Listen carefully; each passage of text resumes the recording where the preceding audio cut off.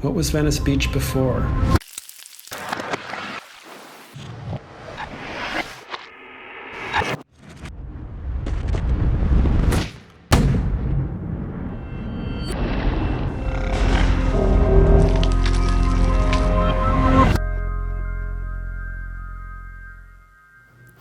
Today I'm here to talk about event, the concept. Not events, not things that happen, not gatherings of people like this, but event, popularized by one of my favorite authors, a critical theorist named Slavoj Žižek. He's done a lot in his recent books, a lot of lectures he's given that are extremely, extremely dense. The core concept of event ultimately comes from this idea of impetus versus inertia. Long, long ago, we believed motion was caused by an impetus, a prime mover, something that makes something move and keep on moving. It means things need to keep being pushed, generally in a singular direction. It's why we love this idea. It means we get to look at where we are, we get to look back, and kind of draw a straight line about how we got to where we are. It's easy for us to selectively pick out the things that we believe got us to where we are, selectively choose the things that didn't, and the reality, though, is our lives haven't really shifted. We haven't moved. We don't really feel the movement. So Galileo came up with this concept of inertia. He challenged the idea. He said, we're on Earth, we can't feel ourselves move, but we're moving.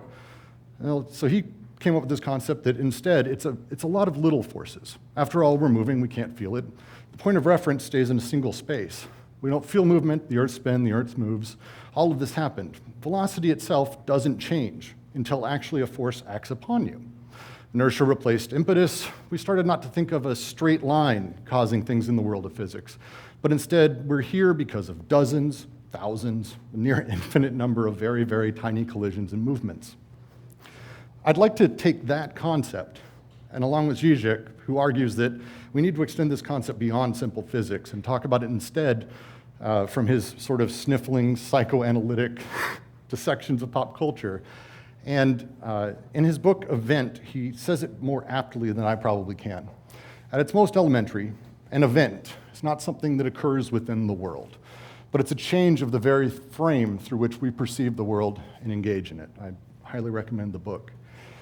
I adored this definition because to me, the reason I got into creating experiences, and I've done a lot, film, game, web, digital games, analog games, websites, I do this because I want to change a person's view. I want to change them, make them see the world in a little bit of a different way.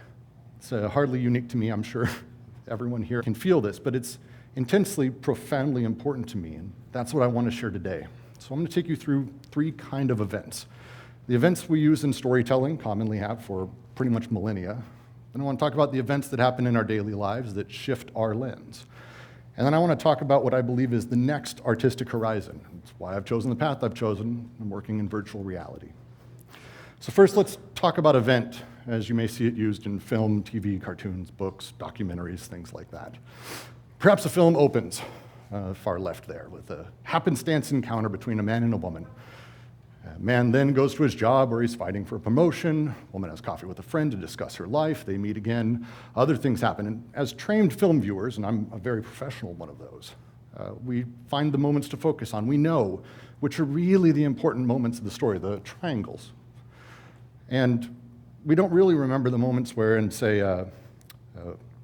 Tom Hanks and Dave Chappelle wander down the street together, Julia Roberts trips and falls. But instead, we remember the moments where she's trying on the clothing in the very famous scene in Pretty Woman. Or my mom would absolutely remember You've Got Mail, and probably most of the scenes in that. It's one of her favorite films. We remember these arc moments, these big, exceptional moments that drive the plot, because that's the order presented to us by a director.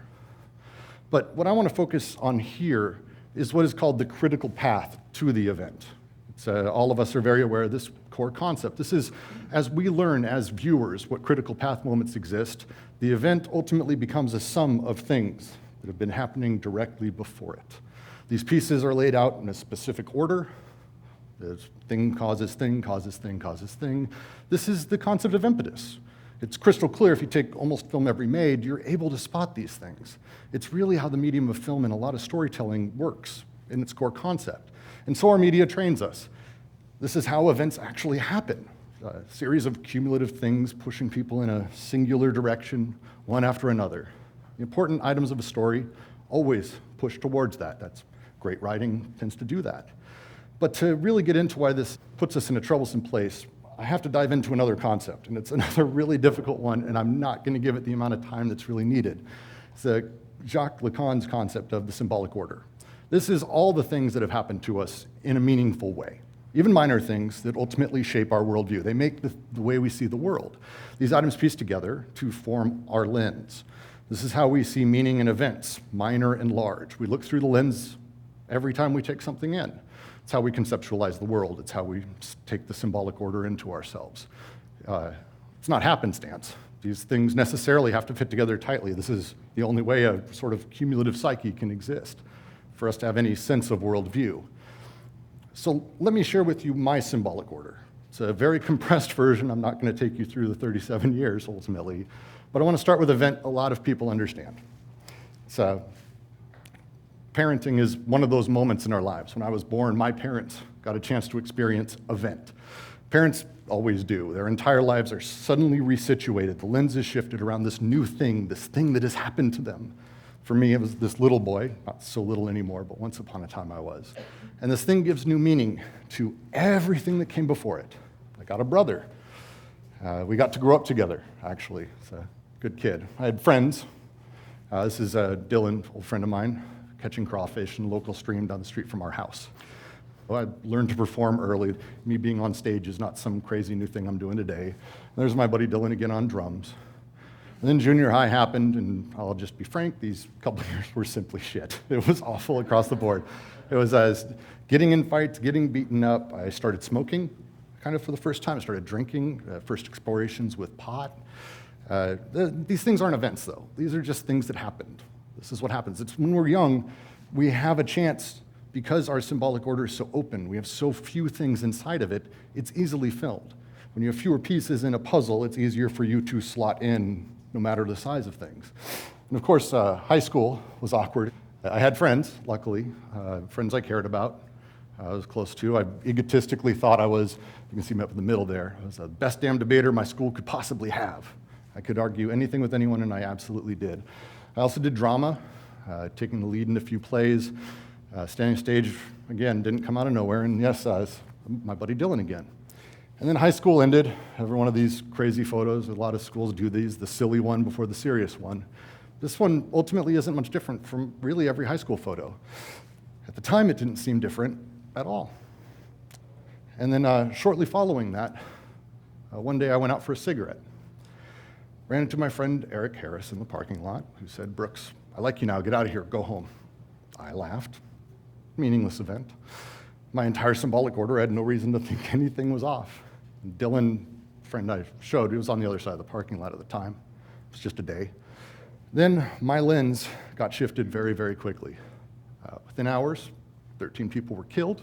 Eric and Dylan had shot themselves in the library. You guys probably heard of Columbine at one point or another. Maybe even recognized me. So in my immature, young kid brain, I look back, and I look back at all these things that had happened to me. A lot of these, and I wasn't the only one, some of those photos are actually in cover of Newsweek, Denver Post, all over the news, all that fun stuff, because everyone else is also looking back for that impetus, that critical path that led. So I came to believe my life happened because of the events that literally led up to that in a row. This was the way it was pushed. I needed to figure out which things really were the things that did this. Which moments was it? This tore at me. It's an exceptionally painful thing to experience, to just try to figure out what goes in order. It took many years for other events to do this to me again. One day I was lucky enough to fall in love. Love at first sight. It's one of those romantic storybook moments. I'm fortunate I had it happen. Again, my symbolic order, my lens, completely was rearranged. I found myself looking back, again, finding those moments. The kind of thing people say to you, well, it's a good thing that X happened, or there's a reason for everything, the platitudes we tell ourselves, that primary mover. And I looked at this, and it suddenly made no sense to me. It was just absurd. And then at 11:14, this last Friday night, that's why I'm wearing my band for it, it happened again.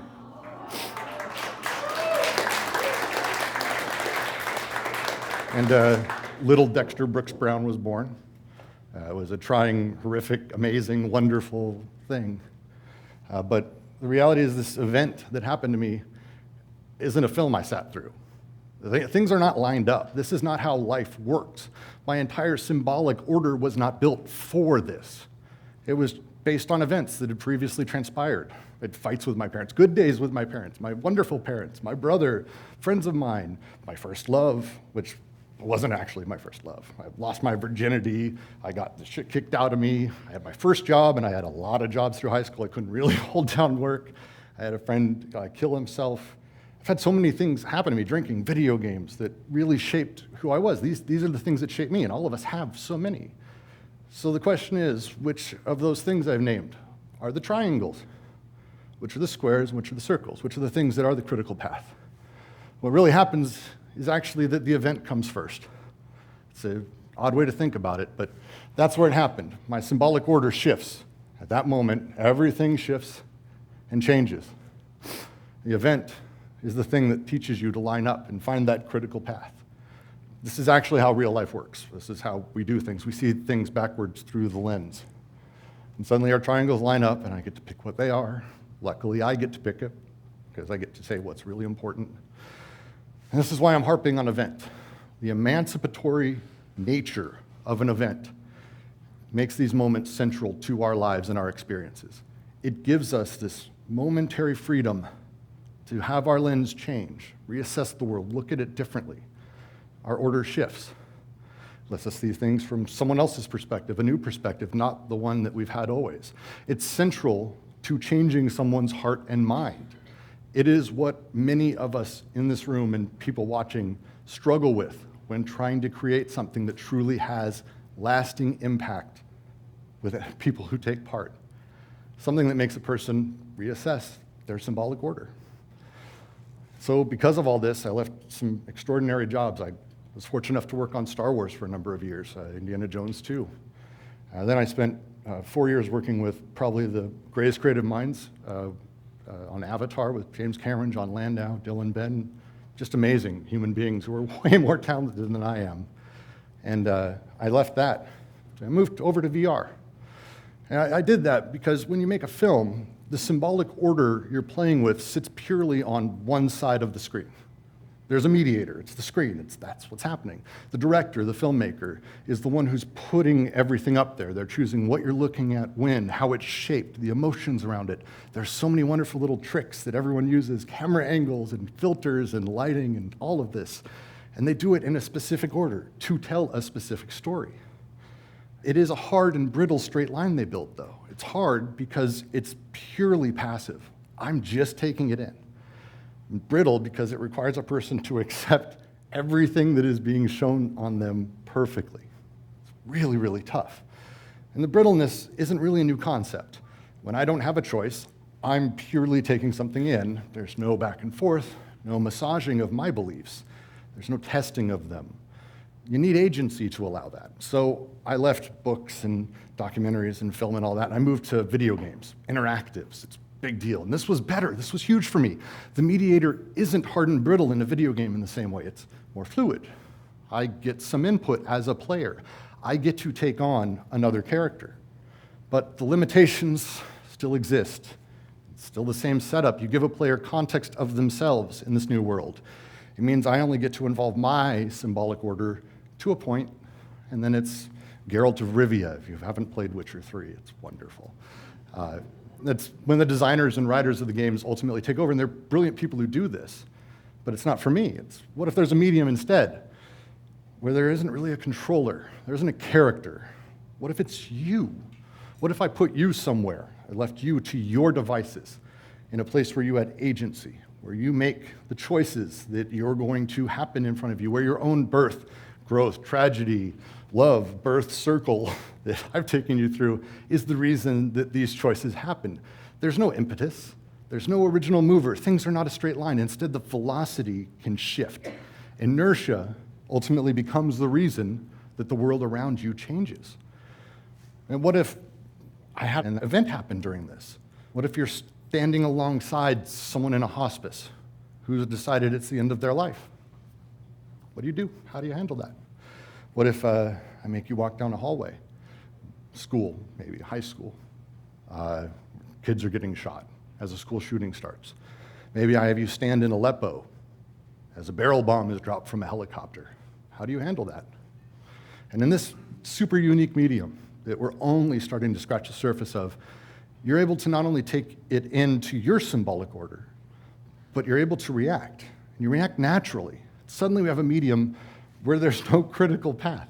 There's no unidirectional prime mover of triangles placing them in a row. There's nobody telling you how things are.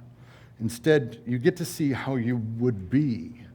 You and your baggage and your bullshit and everything that comes along with it, all your symbols. I could cut this entire slide into a single slide, everything I've talked about. I tend to end all my talks with it. Well, Westworld is a near-off, sort of close, not really far-off future story. The power of these tools is what we're fortunate enough to see around us now. And so I end with Anthony Hopkins' line, I called him my spirit animal once. People don't come here to find out who they are. They know who they are. They come here to find out who they could be. And that's ultimately the reason that I believe deeply in what we're doing in virtual reality. Thank you.